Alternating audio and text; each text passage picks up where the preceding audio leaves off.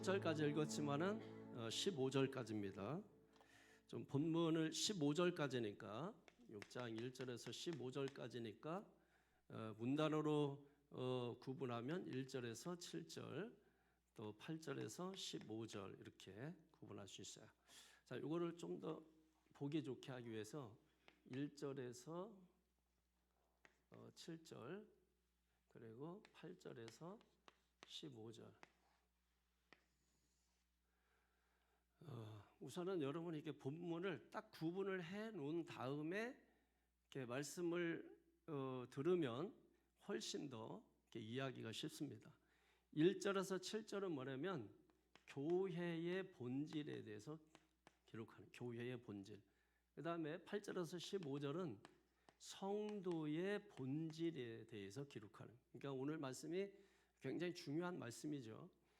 교회의 그 본질에 대해서 왜 이 본질 얘기가 나왔냐면 이 초대교회에 어떤 외적인 문제가 생겼습니다. 교회의 외적인 문제.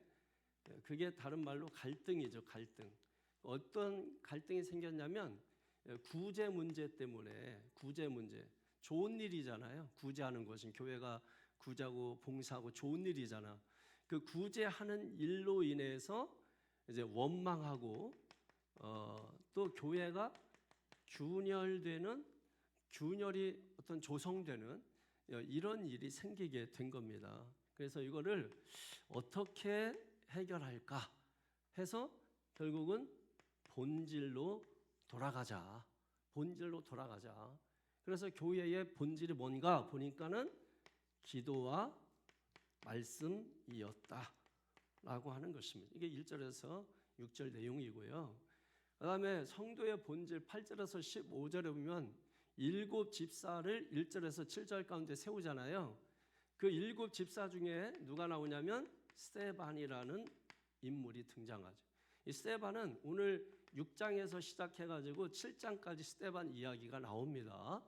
그리고 이제 8장에서는 빌립이라고 하는 이 집사에 대하여 나옵니다. 7 집사 중에 2 집사에 대해서 성경에 6절에서 8장까지 기록되어 있습니다.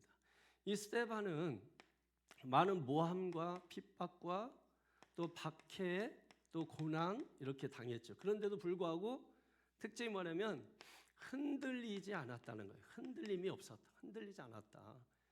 그리고 나서도 불구하고 이 스데반의 얼굴이 어떻게 됐다고요? 천사의 얼굴이 되었다. 천사의 얼굴. 어떻게 하면 천사의 얼굴이 될 수 있을까? 어떻게 하면? 우리는 사실 별일도 없고 그러니까 일상적인 삶을 살면서도 사실 얼굴이 천사의 얼굴 되기가 어려워요. 그죠? 근데 지금 이 스데반은 돌에 맞아 또 죽는단 말이에요. 돌에 맞아. 그러면서도 불구하고 얼굴이 천사의 얼굴이 되었다. 여러분 얼굴 한번 서로 한번 보세요. 천사의 얼굴인지 마귀의 얼굴인지 한번 보시라고. 보세요. 한번 딱 보세요. 옆 사람 한번 봐봐. 천사 얼굴인지 마귀의 얼굴인지. 응? 보라니까 또 안 봐. 불순종하는데 진짜. 이건 모든 걸 이렇게 농담으로 받으면 안 돼. 이렇게 잘 순종하던 사람이 순종하지, 순종하지 않는 사람은 순종하지 못해 나중에.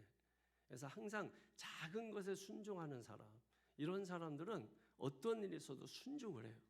그래서 골라서 하면 안 되고 말씀이면 순종해야 돼. 천사의 얼굴. 천사 얼굴 되시기 바랍니다. 천사 얼굴이 어떤 얼굴인가? 웃는 얼굴? 뭐 하여튼 빛나는 얼굴? 뭐 어떤 얼굴일까요? 자, 그래서 이 성도의 본질을 이야기하는데 성도의 본질이 뭐냐면 은혜와 권능이 충만한 것이라고 했어요. 은혜와 권능. 이게 성도의 본질이에요. 그러니까 교회의 본질은 기도와 말씀, 성도의 본질은 은혜와 권능. 딱 떨어지죠? 네, 이게 이제 오늘 본문의 전체적 내용이고, 그래서 결국은 메시지가 뭐예요? 오늘 본문의 제목이죠. 뭡니까? 본질로 돌아가는 거예요. 본질로. 본질로 돌아가는 거야. 그러니까 이 본질로 돌아갈 때야, 본질로 돌아가야만이 갈등이 뭐로 된다? 부흥이 된다는 거예요. 갈등이 부흥으로 나타난다. 그래서 여러분 오늘 본문의 6장 1절 그리고 7절에 보면 재밌는 말씀이 있어요. 1절에 보면은 제자가 더 많아지고 돼 있고 7절에 보면은 제자의 수가 더 심히 많아지고 이렇게 되어 있습니다. 그러니까 계속해서 지금 늘어나. 우리가 그동안에 배웠잖아요. 사도행전 2장 41절, 사도행전 4장 4절, 사도행전 5장 14절, 사도행전 6장 1절, 사도행전 6장 7절. 여기 보면 어떻게 돼요? 14절에 2장 41절에 3,000명, 5,000명, 큰 무리, 그죠? 제자 수가 더 많아지고 제자의 수가 뭐예요? 더 심히 많아지고. 그러니까 계속해서 초대교회 갈등이라는 이 문제가 있었잖아요. 이 갈등이라는 문제가 있었는데 결국은 뭐예요? 뭘로 돌아왔더니 본질로, 교회가 본질로 돌아왔더니 부흥하는 역사가 있어요. 그러니까 지금 결국은 여러분 종교개혁 당시에도 마찬가지지만은 본질로 돌아간 거예요. 본질로. 지금 제2의 종교개혁을 일으켜야 된다라고 하는데 그건 다른 게 아니라 제도를 개혁하는 게 아니라 본질로 돌아가면 해결됩니다. 그래서 교회가 본질을 제쳐놓고, 여러분 우리가 선교단체가 가장 큰 문제가 뭐냐면, 혹시 선교단체에서 신앙생활 오랫동안 하셨던 분들이 교회 생활 잘 못하는 이유가, 이 선교단체의 가장 큰 문제가 뭐냐면 이게 말씀이 없어요. 사역에 이제 집중을 하다 보니까 사역을 해서 또 기도는 또 어느 정도는 하는데, 그러니까 결국은 뭐예요? 그 사역과 기도를 중심을 잡아주시는 말씀이 없으니까 선교단체가 그래서 항상 뭐예요? 많은 문제를 이렇게 만들어내요. 많은 문제를. 그래서 교회하고 선교단체하고는 이게 윈윈이 잘 안 돼요. 그래서 선교단체에서도 교회 좀 부정적으로 보면서 또 교회도 선교단체를 좀 부정적으로 보고, 교인들이 선교단체에 빠지는 것을 교회는 원치 않아요. 왜 그러냐면 이 교회, 이 선교단체의 특징이 좀 말씀이 없다는 거예요. 그러면 이 말은 뭐냐면 교회의 본질이 말씀이잖아요. 그죠? 이 한쪽만 있으면 안 되잖아요. 균형이 중요하다고 늘 제가 강조했잖아요. 그럼 한쪽으로 치우치는 거예요. 그러니까 선교단체가 그래서 사역 중심으로 이렇게 치우치게 되는 것입니다. 그 이름이 선교기 때문에 뭔지는 알겠는데, 그래도 중요한 것은 우리가 하나님의 일을 하는 거잖아요. 하나님의 일을 하는데 말씀 없이 한다? 이건 문제가 있어요. 그래서 결국은 그걸 통해서 부자로 돈을 받아내고 결국 나중에 사고 난다니까. 반드시 사고 나. 선교단체 치고 지금 돈 문제로 사고 안 난 데가 거의 없어요. 어마무시하게 돈이 막 들어오니까 그 돈을 이렇게 잘못된 곳에 사용하기도 하고 개인적으로 쓰기도 하고 이러면서 이게 심각한 문제들이, 정말 여러분 우리 굵직굵직한 선교단체 뉴스까지 일반 난 뉴스 나가지고 얼마나 여러분 망신을 당하고 여러분 그랬습니까? 그러니까 항상 말씀이 우리에게 있어야 된다. 이 교회의 본질이에요, 본질. 그 다음에 성도에게는 은혜가 있어야 되는 거예요. 그 은혜를 통해서 권능이 나타나. 권능이. 그러니까 표적과 기사. 여러분 표적과 기사가 나타나는 것도 뭐예요? 은혜와 권능을 통해서 표적과 기사가 나타나는 거예요. 그러니까 표적과 기사가 그냥 나타나는 게 아니라 뭐예요?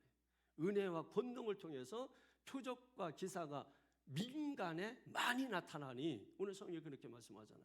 그러니까 표적과 기사는 은혜와 권능을 통해서 나타나요. 그래서 오늘 본문을 우리가 좀 차근차근 보면서 말씀을 통해서 이 본질을 좀 잘 회복하는 시간이 되기를 바라겠습니다. 자, 1절을 한번 보세요. 시작. 그때의 제자가 더 많아졌는데 헬라파 유대인들이 자기 과부들이 매일의 구제에 빠짐으로 히브리파 사람을 원망하니. 아멘.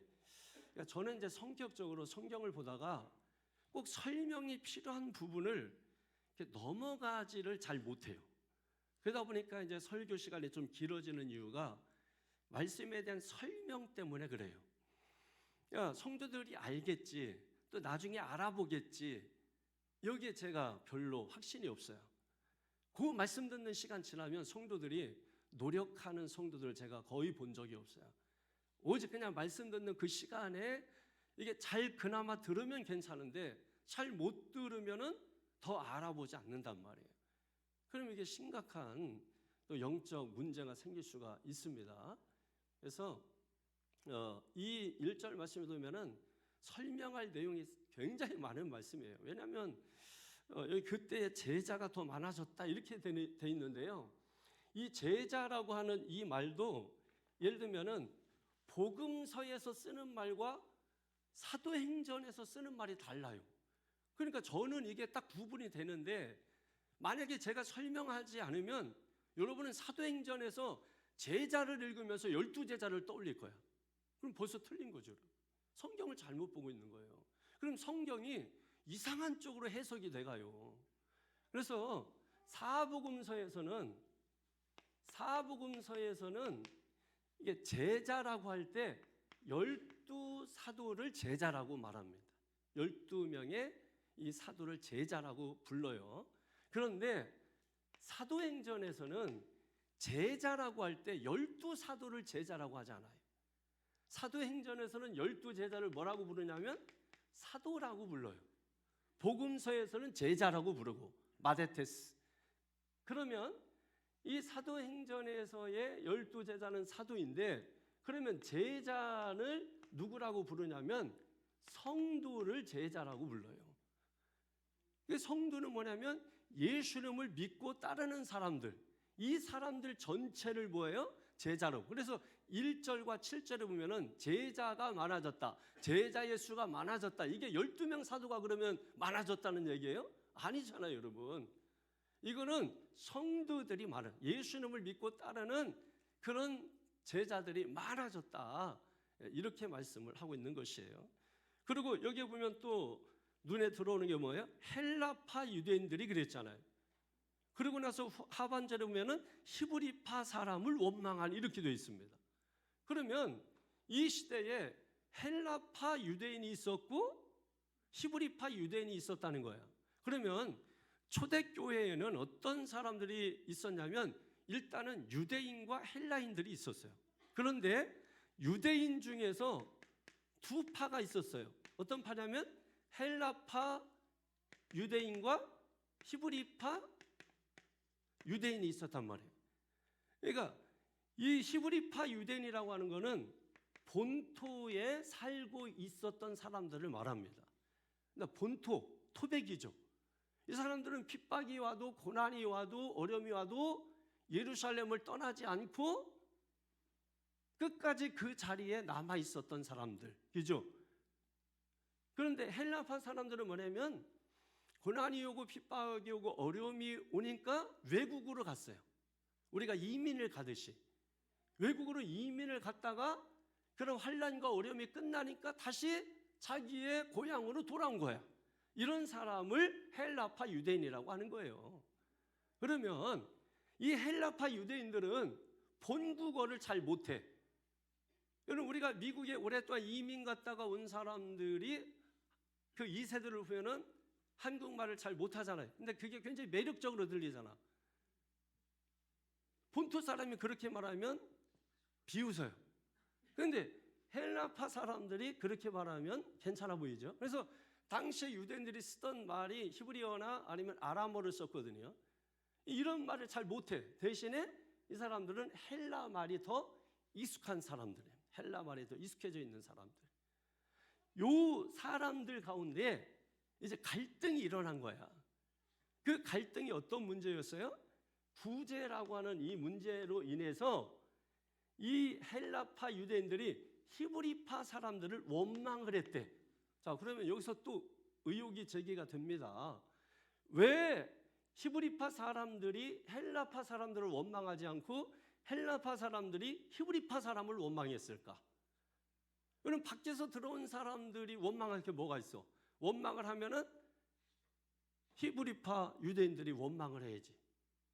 너희들이 들어와가지고 우리가 덜 먹게 됐다고, 너희들이 들어와가지고 우리가 손해보게 됐다고 원망을 이쪽에서 해야 되는데 왜 헬라파 유대인들이 원망을 할까요? 자, 여러분, 이게 이제 어떤 의미냐면 당시에는 초대 예루살렘 교회에 매일 1절에 보니까 뭐가 있어요? 매일 구제에 빠졌다 그랬잖아요. 그러니까 이 교회에서 구제하는 일을 한 거야. 매일 구제를 했단 말이에요. 그런데 그러다 보니까 교회에 어떤 명부가 있는데, 어떤 명부가 있냐면 과부들에 대한 이 명부가 있었어요. 과부들의 명부가 있었는데 이 명부에 든 사람만 구제를 해주는 거예요. 그러니까 어떻게 이것을 판단하냐면 그냥 무조건 과부라고 해서 도와주는 게 아니라 이 중에도 예를 들면 잘 먹고 잘 사는 사람이 있단 말이에요. 이 사람들은 명단에서 빼버려요.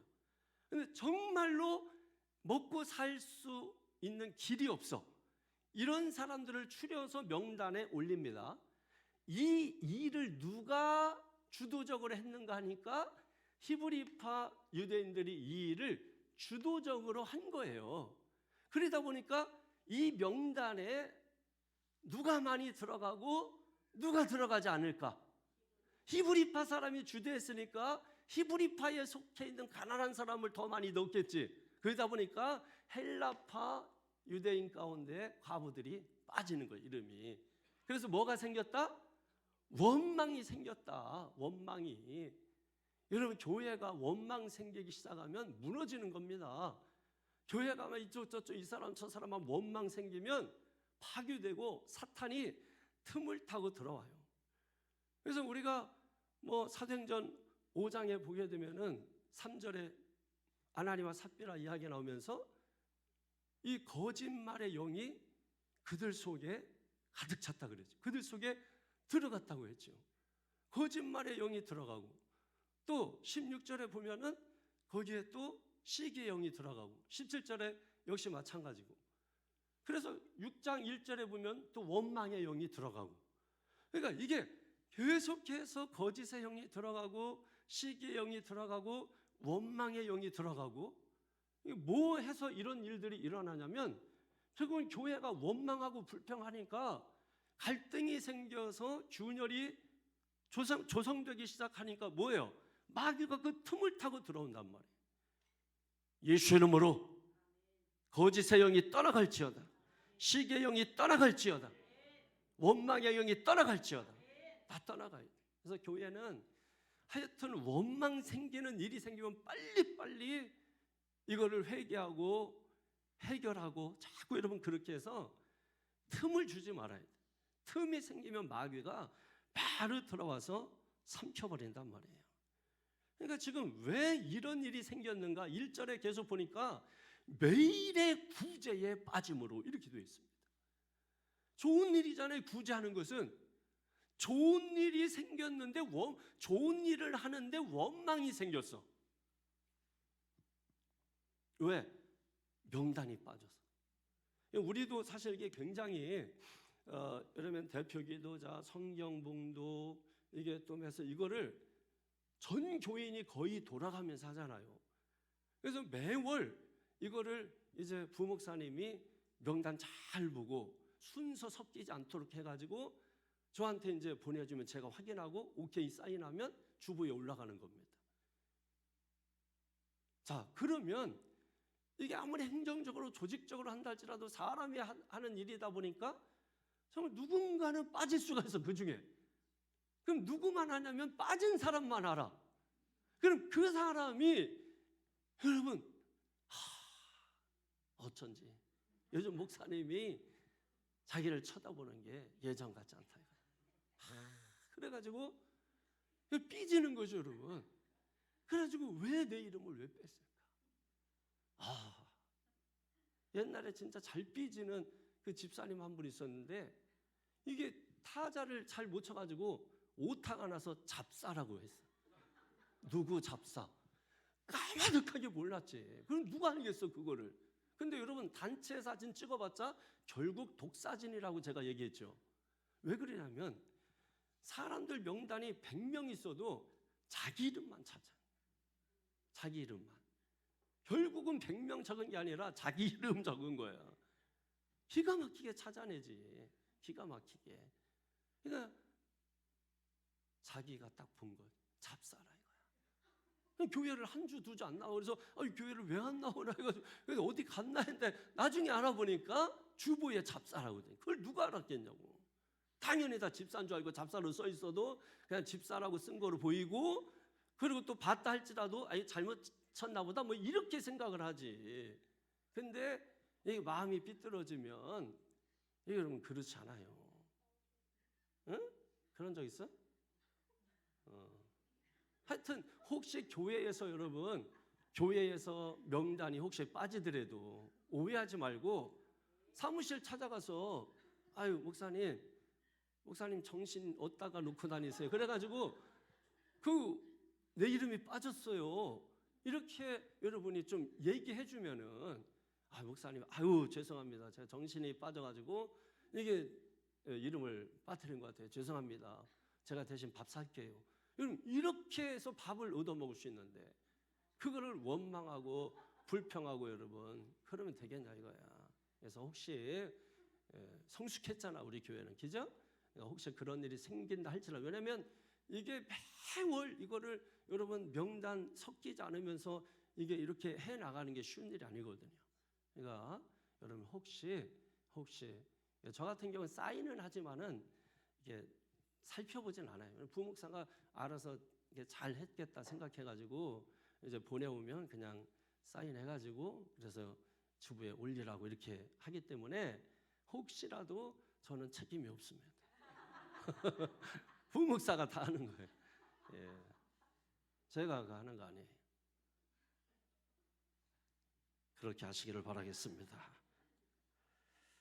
원망하면 이것만 아셔야 돼요. 원망하면 교회가 무너진다. 마귀가 틈타고 들어온다. 할렐루야. 정신 차리라 이 말이에요. 자, 그래서 중요한 것은 사도들의 반응이잖아요. 사도들의 반응이 놀라워. 너희들 왜 원망하느냐? 이렇게 말하지 아니하고 사도들이 뭐예요? 본질로 돌아갔다는 거야. 본질로. 자, 2절 다 같이 시작. 12사도가 모든 제자를 불러 이르되 우리가 하나님의 말씀을 제쳐놓고 접대를 일삼는 것이 마땅하지 아니하다. 이해되십니까?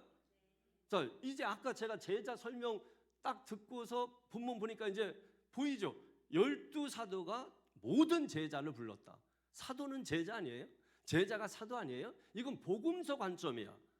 사도행전의 관점은 사도는 12 제자고 제자는 성도예요. 그러니까 12사도가 모든 성도를 다 불러서 공동 회의를 한 거야. 모든 성도를 다 불러놓고 회의를 하면서 왜 하나님의 말씀을 제쳐놓고 매일 구제하고 대접하는 이것이 과연 교회가 해야 될 맞냐? 이게 옳으냐? 사도들이 야단을 한 거예요. 이게 일이 잘못됐다는 얘기가 아닙니다. 제가 늘 강조하는 것처럼 우선순위를 놓쳐버리면 안 돼요. 기도는 짧게 하고 뭐 예배는 간단하게 드리고 이게 여러분 다 본질을 놓쳐버린 거예요. 다른 예배 드리느라고 다른 걸 못해도 예배 드리는 게 중요한 겁니다.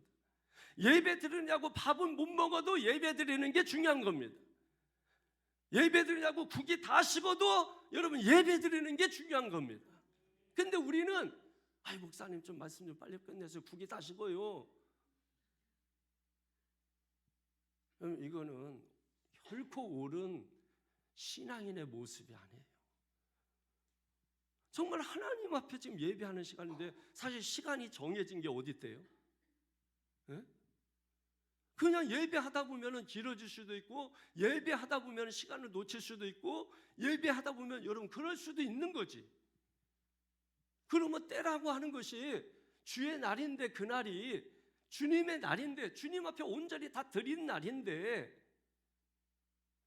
우리는 너무 우리가 정해놓은 시간에 얽매여가지고 하나님의 시간을 놓쳐버리는 이런 일이 너무나 많다라는 것이.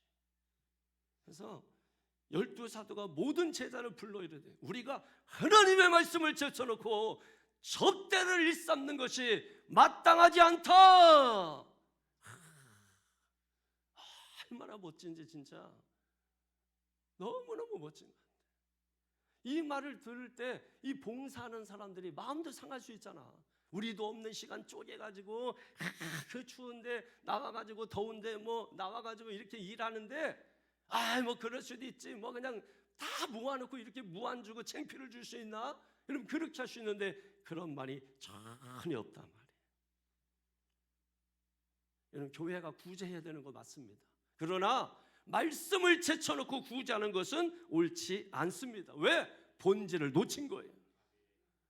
여러분 교회에 있어서 예를 들면은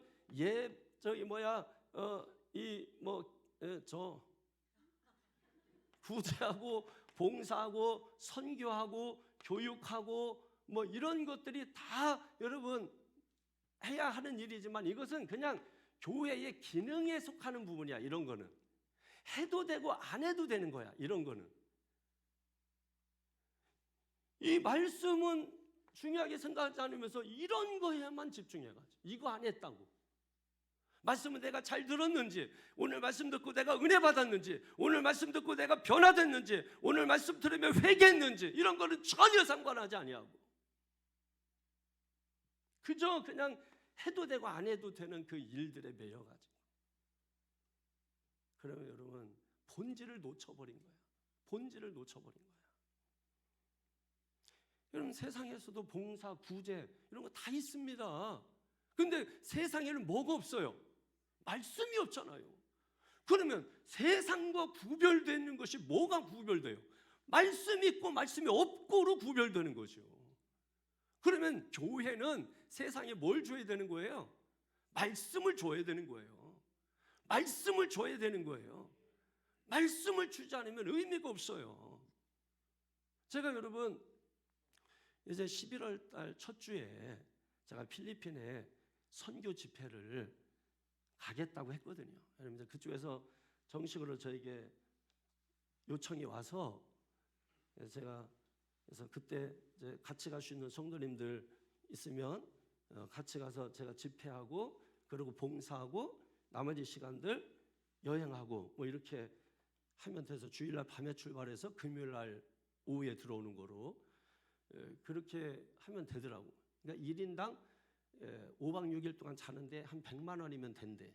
그러니까 성도들이 1인당 100만 원, 교회에서 한 500 정도 가져가고 뭐 이렇게 하면 이제 거기에 여러 지역에서 목회하고 있는 현지 목회자들, 현지 한국 사람 말고 현지 목회자들 100명에서 150명을 초청해서 2박 3일 동안 먹여주고 재워주는 걸까지 해가지고 그런 시간들을 이제 보낼 수 있다고. 저는 이제 갈 때 제가 요청을 하는 거죠, 여러분. 뭐 선교지 오라는 데서 가서 구경하고 할 거면 뭐 여행이잖아. 그냥 여행 목적으로 가는 거고. 그러니까 저는 이제 그렇게 하는 거는 이제 저는 원치 않는다 이거지. 그래서 집회를 하고 말씀을 전하고 그러고 나서 이제 우리가 뭐 여행을 해도 뭐 하는 거고 뭐 이렇게 할 수 있는 것이죠. 그래서 그런 프로그램을 만드는 거예요. 왜냐? 목사가 가는데 여러분 뭐 돈만 주러 가고 뭐 아무 의미가 없는 거잖아요. 그쪽에서는 뭐 의미가 있겠지만은 말씀을 가지고 있는 사람이 말씀을 줘야지. 은과 금은 내게 없거니와 내게 있는 것으로 내게 주느니 나사렛 예수의 이름으로 걸어라. 이런 말씀을 줄 수 있어야 되는 거잖아요. 말씀을. 그러니까 교회가 세상과 다른 게 아니에요. 구별되는 게 다른 게 아니에요. 거룩한 게 다른 게 아니에요. 교회는 말씀이 있고 세상은 말씀이 없다는 거예요.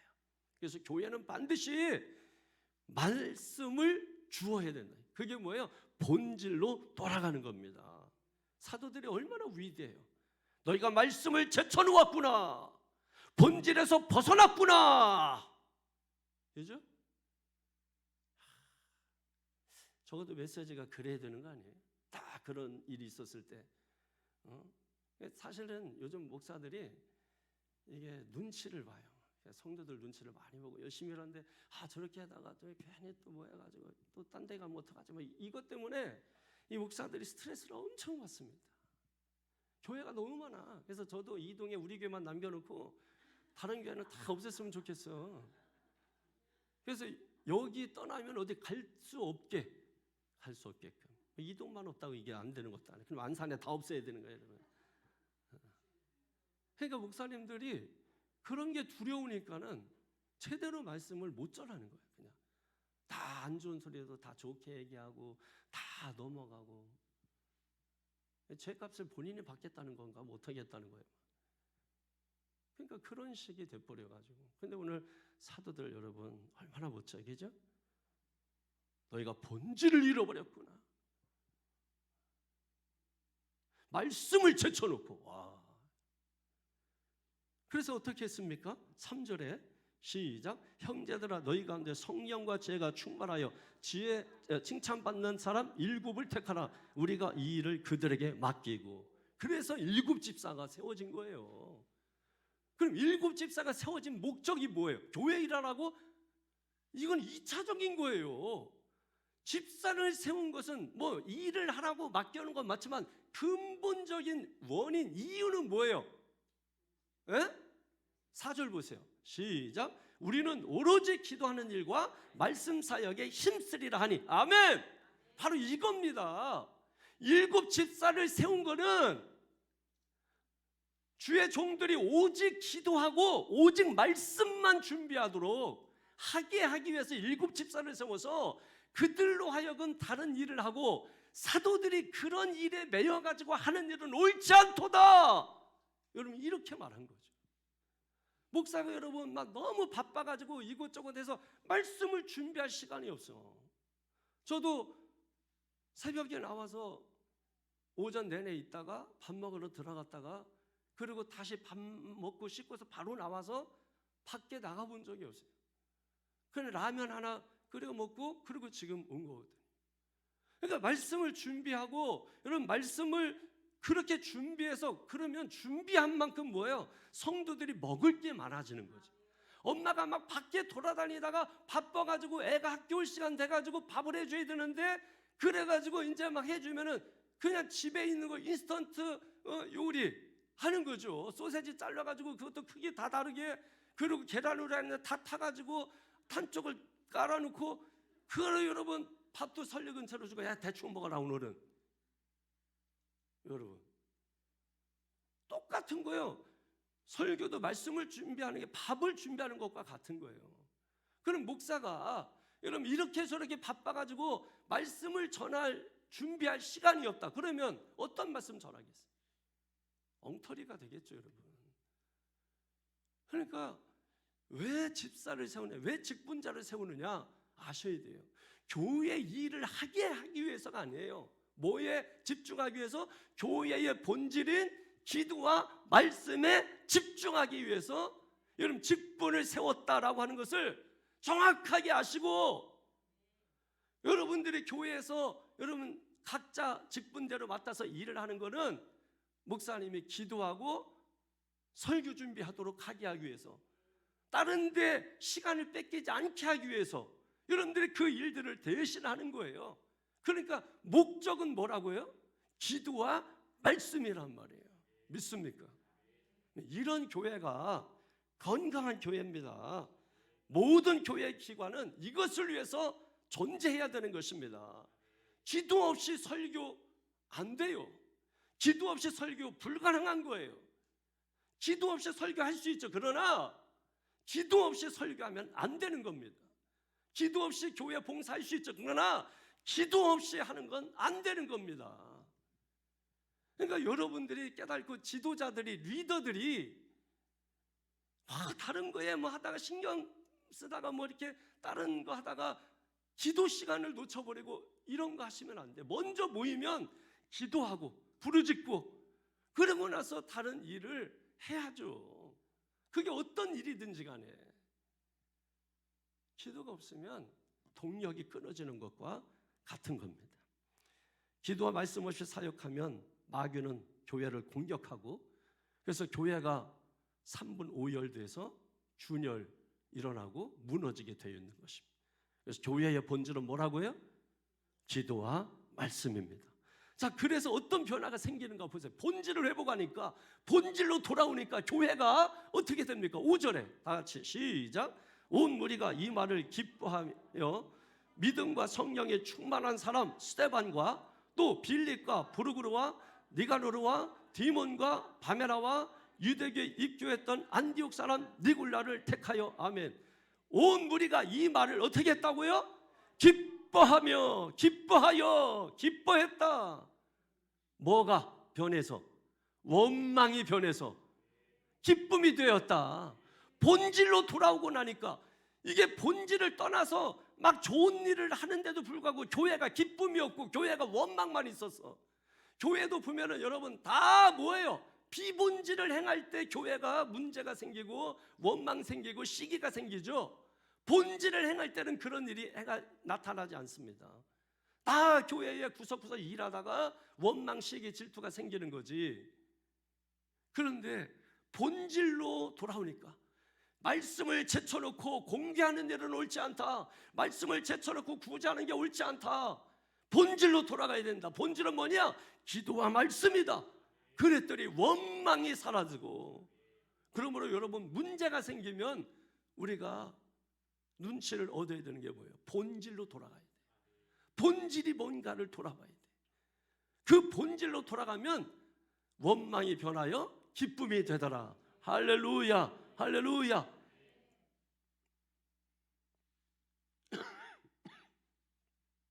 여러분 눈에 보일지 모르지만 요즘 누가 나오죠? 7 집사들의 이름이 나와. 근데 7 집사들의 이름이 다 어디 이름이냐면 헬라파 유대인들의 이름이야. 헬라적 이름이야. 헬라적 이름. 그럼 아까 보세요. 이 예루살렘 교회의 핵심 멤버가 누구겠어? 파를 따지면은 뭐예요? 히브리파 유대인이겠지. 그러면 교회의 중직을 세우는 거잖아, 처음으로. 그럼 누굴 세우겠어? 히브리파 유대인을 세우겠지, 그죠? 근데 그 이전에 명단 작성할 때 히브리파 유대인 과부들을 명단에 먼저 놓다 보니까 뒤에 헬라파 유대인들의 과부가 빠졌잖아요. 그런데 다시 본질로 돌아와서 직분자를 세우는데 히브리파 유대인들이 다 빠지고, 히브리파 유대인들이 주도하면서도 불구하고 누가 들어갔다고? 헬라파 유대인들이 들어갔다고. 이게 뭐예요? 교회가 본질로 돌아오니까 뭐가 사라졌다? 파가 사라졌다. 파벌이 사라졌다. 할렐루야. 여러분, 이게 교회의 능력인 줄로 믿습니다. 그래서 본질로 돌아오는 것이 중요한 거예요. 그래서 어떻게 되는가? 멋지게 이제 막 되는 모습이 6절 7절에 나옵니다. 시작. 사도들 앞에 세우니 사도들이 기도하고 그들에게 안수하니라. 하나님의 말씀이 점점 왕성하여 예루살렘에 있는 제자의 수가 더 심히 많아지고 허다한 제사장의 무리도 이 도에 복종하니라. 아멘. 제자의 수가 어떻게 됐다고요? 더 많아. 힘이.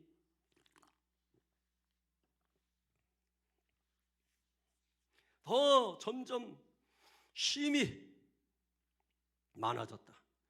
그리고 허다한 제사장의 무리가, 이 제사장은 당시의 기득권자들이거든요.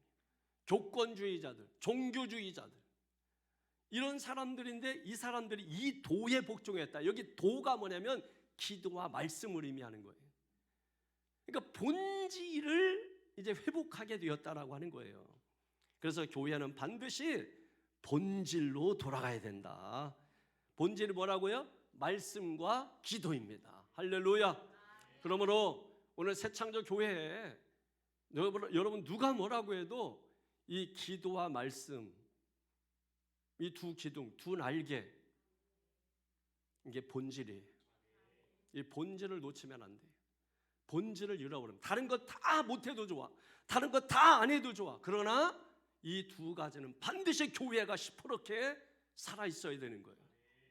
그래서 여러분, 어느 목사가 말씀을 전하러 딱 나왔을 때 교인들이 긴장하는 목사가 있어요. 왜? 말씀을 지녔기 때문에 하는 거예요. 여러분 영적으로 그걸 느끼셔야 돼요. 아무 부담이 없는 사람이 있어요. 말씀을 지니지 않아서 그런 거예요. 기도하는 사람들은 기도하는 사람의 영을 느껴요. 그래서 기도빨이 세다, 기도가 약하다, 딱 한마디 시작할 때 딱 보면은 벌써 여러분 기도의 영을 딱 느낄 수가 있는 것이에요. 거룩하신 아버지 한마디만 딱 해도 기도하는 사람들은 기도빨을 느낀다 말이에요. 기도빨. 기도와 말씀. 할렐루야. 자, 두 번째로 8절에서 15절이죠. 8절 15절인데 거기에는 뭐가 나온다고 했어요? 성도의 본질이 나옵니다. 성도의 본질. 자, 그럼 8절 한번 읽어보세요. 8절 시작. 스데반이 은혜와 권능이 충만하여 큰 기사와 표적을 민간에 행하니 아멘. 그래서 스데반이 중요한 거예요. 스데반이. 왜냐하면 다른 7 집사들에게는 그 직분을 세울 때 지혜와 또 믿음과 또 칭찬 이런 것들이 있었는데, 예를 들면은 스데반은 거기 더해서 뭐가 더 있었냐면 은혜와 권능이 충만했다 이거예요. 은혜와 권능. 이게 뭐라고요? 성도의 본질이라고. 은혜와 권능이 성도의 본질이라고. 따라합니다. 하나님 은혜를 주시옵소서. 하나님 은혜를 주시옵소서. 하나님 권능을 주시옵소서. 여러분 건강, 부자, 축복 이게 본질이 아니에요. 성도에게 있어서 본질은 뭐라고요? 은혜라고요. 은혜. 은혜가 충만해야 돼. 은혜가 있어야 돼. 권능이 있어야 돼. 권능이 충만해야 돼. 이게 성도의 본질입니다. 그러니까 세상 물질, 부귀, 영화 없어도 나는 은혜가 있는 사람이다. 나는 권능이 있다. 은과 금은 내게 없지만 내게 있는 것으로 내게 주르니 나사렛 예수의 이름으로 걸어라. 권능이 있다. 이게 성도의 본질입니다. 그래서 9절을 한번 보세요. 9절에 시작. 이른바 자유민들 즉 구레네인, 알렉산드리아인, 길리기아와 아시아에서 온 사람들의 회당에서 어떤 자들이 일어나 스데반과 더불어 논쟁할세. 아멘.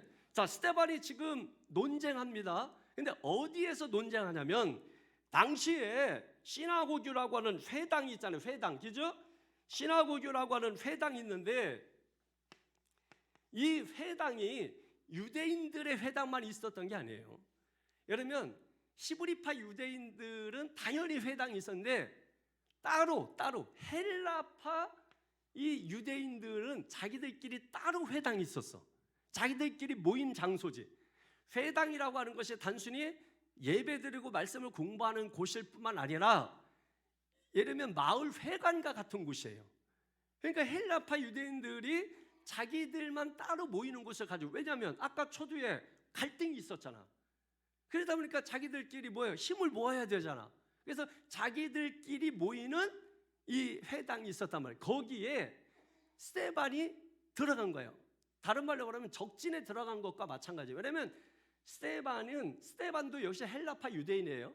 헬라파 유대인인데 이 스데반에 대하여 좋지 않게 생각을 하고 있어요. 헬라파 유대인들이. 근데 스데반이 이들 속에 들어가서 지금 하나님 말씀을 전하다가 논쟁에 휩싸이게 된대. 여기서 이제 특징을 기록을 해놓은 거죠. 여기 보면 자유민들 즉 구레네인, 이거는 아프리카에 사는 헬라파 유대인들을 말하는 거예요. 그 다음에 또 뭐가 나오죠? 알렉산드리아인, 이 사람들은 애굽에 사는 헬라파 유대인들을 말하는 거예요. 그 다음에 길리기아는 어디예요? 길리기아 다소가 누구의 고향이죠? 사도 바울의 고향이죠. 그 어디에 있었습니까? 아시아. 그 당시 아시아는 어디를 얘기하는 거예요? 터키 지역을 말, 튀르키예. 이 튀르키예 지역에 사는 헬라파 유대인들을 말하는 거예요.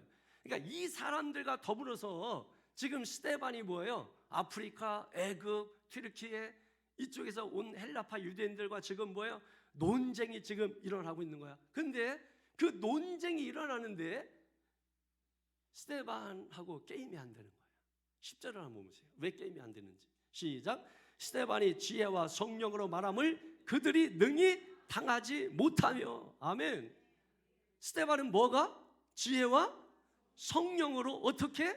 논리 정연하게 말함으로 그 사람들이 당하지를 못하는 거예요. 논쟁을 하는데 논리 정연한 거야. 과거 철학자들처럼, 고대 철학자들처럼. 그래서 막 논리 정연하게, 수사학을 공부하는 사람처럼 논리 정연하게. 근데 그게 뭐 때문에?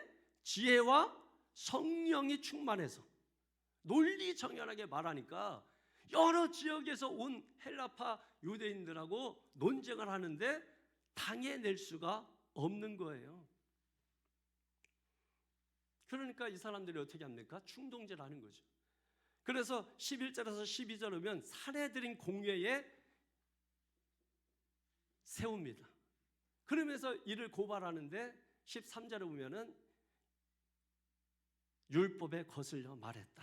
14절에 보면 성전을 헐어버렸다. 왜냐하면 유대인들은 성전 중심이거든요. 그러니까 이 성전을 허무르는 것은 뭐냐면 신성 모독과 같은 거예요. 그러니까 신성 모독죄로 지금 고발을 하고 있는 거예요. 자, 그래서 15절을 보세요. 시작. 공회 중에 앉은 사람들이 다 스데반을 주목하여. 자, 공회 중에 앉은 사람들이 누구예요? 오늘날 국회의원들인데 당시에 몇 명 있었어요? 70여 명의 사람들이 있었단 말이에요. 그러니까 이 70여 명의 공회의원들이 지금 스데반을 주목해서 봤더니 시작. 그 얼굴이 천사의 얼굴과 같더라. 아멘. 아멘입니까? 지금 여러분 스데반이 초두에 제가 말씀드린 것처럼 모함을 받고 공격을 받고 또 박해를 받고 심지어 7장에 가면 돌에 맞잖아요. 그럼에도 불구하고 그의 신앙과 믿음이 흔들리지 아니하고, 이 말씀이 우리가 이미 살펴본 대로 사도행전 5장에 40절에서 42절 가운데 보게 되면은 제자들을 잡아서 그냥 내주기는 그렇고 후드려 패가지고 제자들을 풀어줬는데도 불구하고 제자들은 거기에 관여하지 아니하고 흔들리지 아니하고 5장 42절에 보니까 날마다 하나님 말씀 가르치기를 쉬지 아니하리라. 하나님 말씀을 가르치는 걸 쉬지 아니하니라. 그래서 6장 1절에 그때에 이렇게 시작하잖아요. 그때가 5장 42절을 말하는 것이고, 그래서 그렇게 말씀을 쉬지 않고 전하니까 당연히 6장 1절에서 뭐예요? 제자가 더 많아지고, 6장 7절에 제자의 수가 심히 많아지고, 할렐루야. 이런 역사가 여러분 일어나게 된 거예요. 놀라운 역사인 것입니다, 여러분. 지금 이 정도 됐으면 스데반이 막 완전히 죽을 상 돼가지고, 아니 뭐 내가 다른 일 한 것도 아니고 말씀 전하다가 이게 뭔 꼴이냐고. 그럼 지난주에도 여러분 우리 목사님 설교하다가 순교하게 해주세요. 필리핀 선교지 갔다가 살아서 돌아오지 않게 하여 주시옵소서. 여러분 이게 말씀 전하다가 여러분의 담임 목사가 말씀을 전해야죠. 말씀을 전하다가, 그죠? 말씀 전하다가 혹시 사자에 물려 죽는 일이 있어도 그냥 도망치지 말고 물려 죽게 하여 주시옵소서. 여러분 그거 위해서 기도하셔야 될까?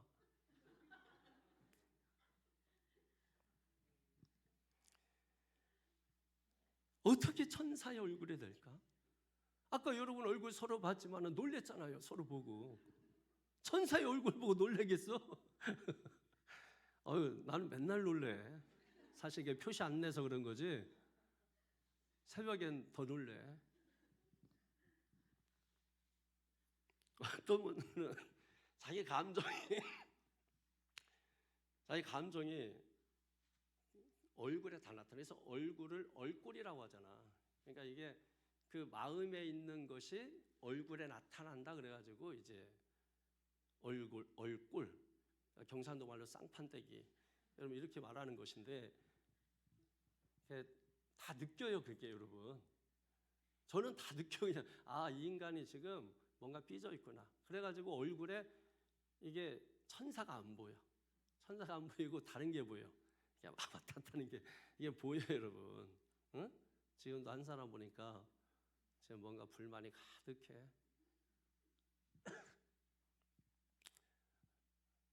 천사의 얼굴이 된다. 어떻게 하면은 이 천사의 얼굴이 될까? 얼굴만 이쁘다고 여자냐? 마음이 고와야 여자지. 응? 탁 나오잖아. 벌써 이게 탁 이게 치는 게 다르지. 마음이 천사여야 돼. 마음이 천사여야 얼굴이 천사가 돼요. 그러니까 마음씨라고 하잖아. 마음씨. 마음을 잘 써야 돼. 마음을. 그래 여러분, 마음이 이뻐야 얼굴이 이뻐요. 마음이 천사예요. 얼굴이 천사예요. 그래서 이번 주일날 제목이 뭐냐면 마음을 연단하라. 마음을 연단하라. 하나님이 잠언서 몇 장이야?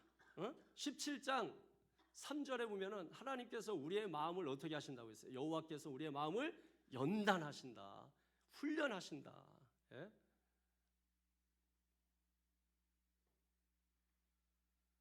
천사의 얼굴이 되시기를 축원합니다. 모세가 여러분 시내산에 올라가서 두 돌판 받아서 내려왔더니 그의 얼굴에서 뭐가 났어요? 빛이 나서 광채가 났어요. 아까 박주영 권사님 얼굴에 오늘 뭐 하고 왔어요? 네? 비비? 어디 거예요 비비? 아니 그러니까 여기서 보니까 광채가 번쩍번쩍 나던데?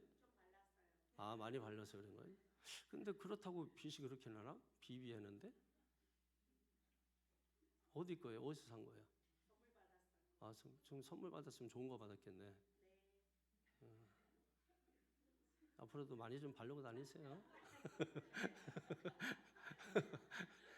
얼굴에서 뭐가 났다? 광채가 났다. 광채가. 근데 광채가 왜 났어? 모세는? 응? 마음이 자기. 모세가 왜 광채가 났어? 모세는 스데반 얘기하는 게 아니라 모세는 뭐예요? 하나님과 대면했잖아. 하나님과 대면했다고. 출애굽기 33장에 보게 되면은 33장 11절인데요. 여기에 보게 되면 모세는 하나님과 무슨 관계라고 했어? 친구 관계, 친구. 친근하다. 우리 그런 말 하잖아요. 친근이라는 말은 뭐냐면 붙어 있다 이런 뜻이거든요. 그러니까 우리는 하나님께 붙어 있어야 돼. 그러면 얼굴에 광채가 나. 광이 나. 말씀에 붙어 있어야 돼. 그러면 얼굴에 광채가 나게 돼 있어요. 빛이 나. 응? 출애굽기 33장 11절 다 찾아봐요. 여러분 거기에 보면 놀라운 말씀이 있습니다. 여러분 오늘 이 시간 얼굴이 바뀔 거예요. 자,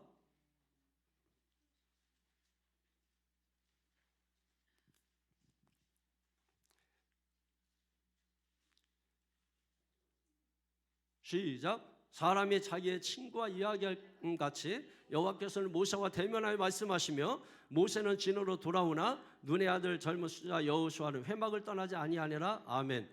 자, 지금 모세는 하나님과 뭐예요? 친구와 같이 이야기를 하는, 하나님과 대면해서 친구처럼. 그래서 얼굴에서 뭐예요?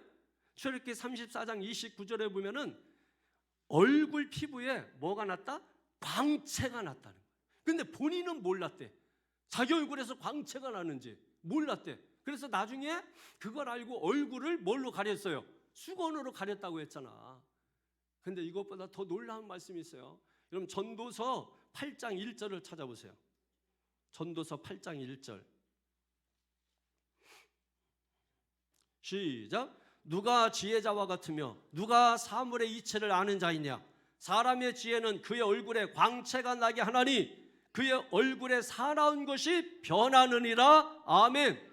이게 무슨 말씀이냐면 지혜로우신 지혜이신 하나님과 독대하면 사나운 얼굴이 그 얼굴에서 뭐가 난다고요? 광채가 난다는 거야. 사나운 얼굴이. 예? 우리가 사는 게 정말 이게 팍팍하고 사는 게 정말 힘들고 고달프고 막 이러면 얼굴이 이상하게 사나워져. 그죠?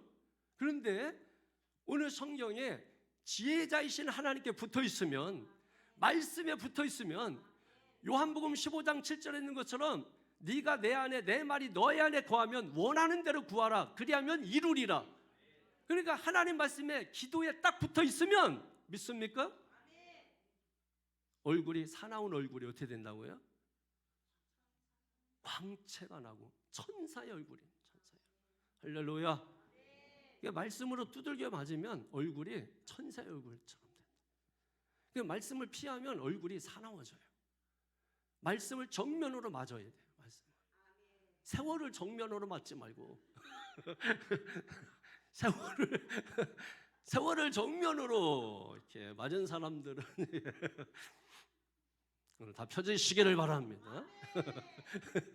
지혜의 하나님을 만나면 오늘 사나운 얼굴이 다 펴져서 천사의 얼굴이 돼가지고, 그럼 가정에 들어가면 천사님 오셨어요. 여러분 오늘 보시라고. 오늘 여러분 이 상태로만 여러분 집에 가시잖아. 그럼 집에 광채가 난다. 그 집에서 기다리던 사람들이 광채가 나가지고 야 수건 가지고 가라. 그렇지. 바로 수건을 던져버립니다. 네 얼굴에서 광채가 난다 해가지고 던져버리지. 아이고, 저 봐, 제가 엉뚱한 소리 하니까 이게 자체 벌을 받는 거야.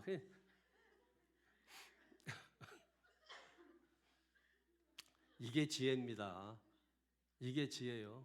지혜로운 자 하나님께 붙어 있는 게 지혜입니다. 그러면은 천사의 얼굴이 광채가 나고 사나운 얼굴이 아주 밝은 얼굴이 되는 거예요. 지금 보시라고 얼굴이 지금 순해졌어.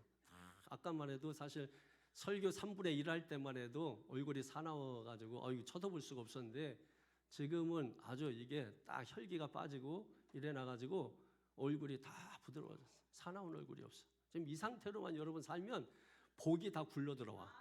복이 다 굴러 들어와. 여러분 제가 목회하다가 이렇게 보니까 목사로 하여금 기도를 불러일으키는 성도가 있고, 저걸 위해서 기도를 해야 되나 말아야 되나 하는 성도가 있고, 기도하고 싶었는데 기도를 끊어버리는 성도가 있더라고.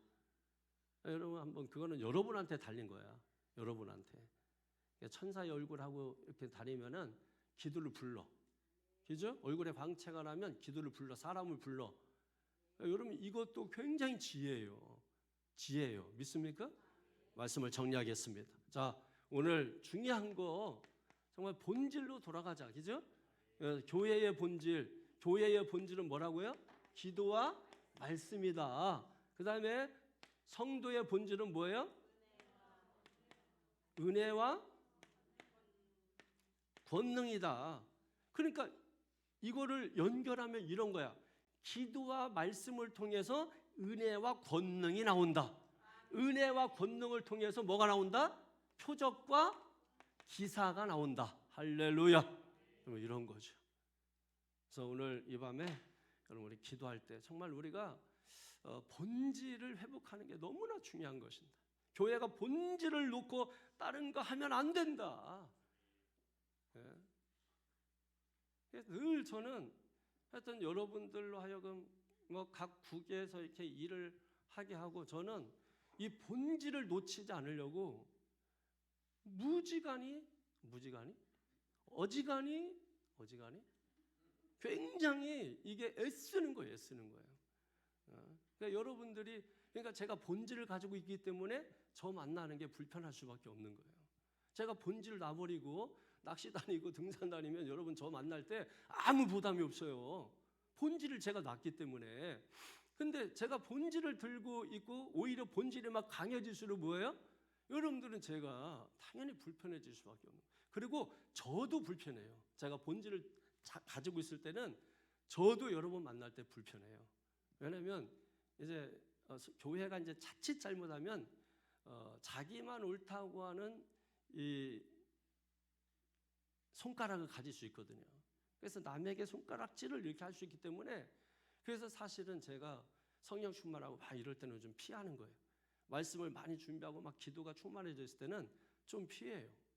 왜냐면 이제 분별력이 생기고 판단력이 생기기 때문에 제가 이제 이렇게 피해서 이렇게 다니는데, 다른 거로 변명을 하지만은 사실은 거기에 이유가 있는 것이거든요. 그리고 성도들도 역시 그때는 저를 만나면 불편하고. 그래서 제가 좀 이렇게 그런 것 좀 덜하고 카페에서나 길거리에서 만나면은 그때는 편해. 별로 그렇게 근데 길거리에 다닐 때도 말씀을 묵상하면 저 인간은 온다 그래가지고 막 피하고 여러분 이럴 수는 있죠. 이런 것들을 영적 감각을 좀 우리가 잘 가지면 좋아요. 그래서 항상 성도는 영적인 어떤 이 감각, 영적인 깨달음 이런 거를 절대로 놓치면 안 돼. 계속해서 영적인 예민함을 가지고 영적인 감각을 가지고 우리가 영분별하면서 기도하고 그리고 볼 줄 알아야 돼요. 할렐루야. 자, 이 시간 기도하겠습니다. 하나님, 우선은 오늘 말씀을 부여잡아야 되니까 교회의 본질을 회복하게 하여 주시옵소서. 그리고 성도의 본질을 회복하게 하여 주시옵소서. 우리 두 손 반짝 들겠습니다. 번쩍 들고 이 시간에 주여 세 번 외치고 통성에 기도합니다. 주여!